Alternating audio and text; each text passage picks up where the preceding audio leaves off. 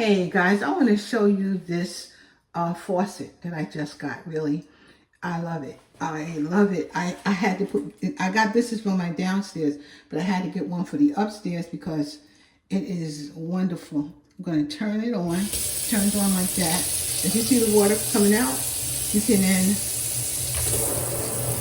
squeeze it like that, or just like that. Plus, of course, you can pull it out and do whatever you need to do. The spray is great. It works nice. It has a good force, as you can see. I really enjoy this faucet. So maybe you're looking out for some faucet. This is a good one. It also comes with this thing right here, which is a soap dispenser if you want to put soap in there. And my one upstairs, I have this too, but I didn't use the soap dispenser because it didn't have a hole for it. But it's okay with me because all I really wanted was this faucet, and I think it's beautiful, and I think it works well, and I'm really happy that I got it.